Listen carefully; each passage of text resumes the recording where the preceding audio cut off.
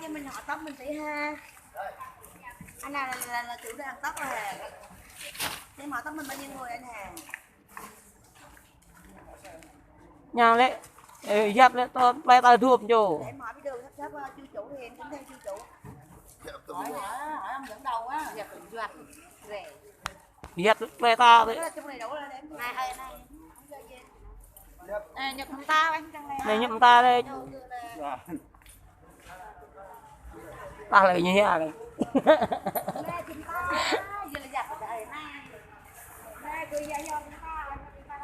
Để tao mới dập để tao lên. Đếm đi đếm để biết phát chỗ. Dập đi. Dập coi nuôi để ta nè. Cơm châu hả nè. Dập nó mà. Dập rồi. Đúng.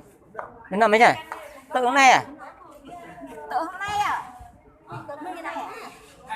Tự hôm nay à? À, ông nhận. Đưa ra luôn, đưa năm trôi nhé.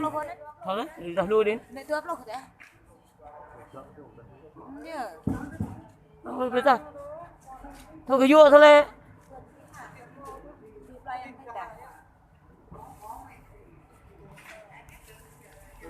Thế này giờ bé u nó chơi mà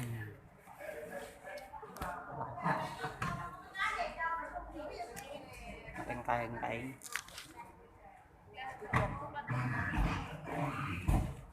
còn bầu duy mình đọc một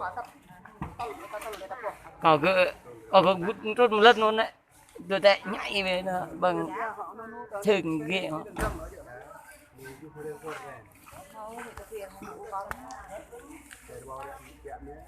bây giờ